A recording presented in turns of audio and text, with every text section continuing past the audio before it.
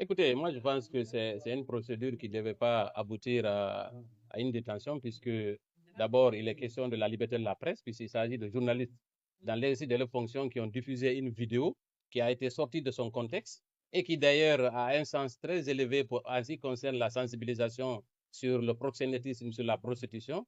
Au contraire, ils auraient dû être encouragés dans leur démarche parce que leur vidéo a quand même mis en lumière sur un phénomène que nous tous nous connaissons ici et surtout met en garde les parents, puisque les parents ont démissionné dans l'éducation de leurs enfants.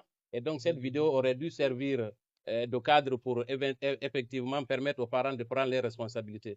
Malheureusement, le ministère public, dans sa précipitation, a programmé ce dossier et à l'audience, il n'a pu apporter, en tout cas jusqu'à présent, aucun argument pouvant justifier des poursuites engagées contre mes clients. La procédure va se poursuivre.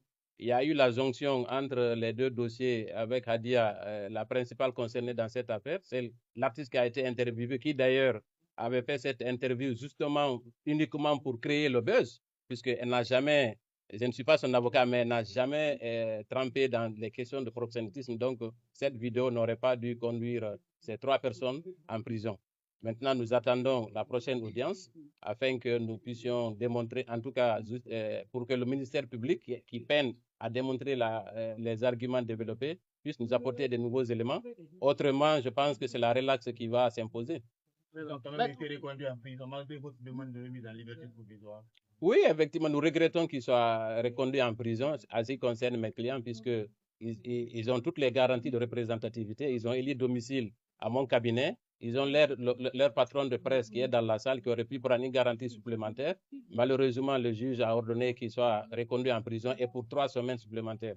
Nous pensons que cette décision n'aurait pas dû être prise, mais nous nous plions à la décision du tribunal, puisque nous estimons que la détention doit être l'ultime recours.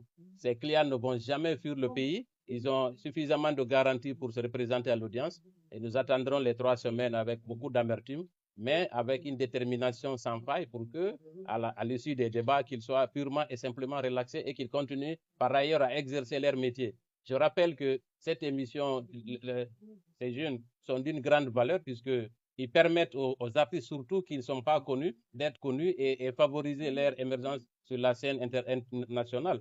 Donc, c'est des gens plutôt qu'il faut encourager, mais nous attendons la suite du procès. Écoutez, ils ont été conduits en prison en tant que journalistes. Nous pensons qu'ils ont la qualité de journaliste et au ministère public de rapporter le contraire. Quoi qu'il en soit, les actes poursuivis aussi relèvent de la liberté de la presse, contrairement à ce qui est indiqué dans la cellule de citation concernant la cybercriminalité.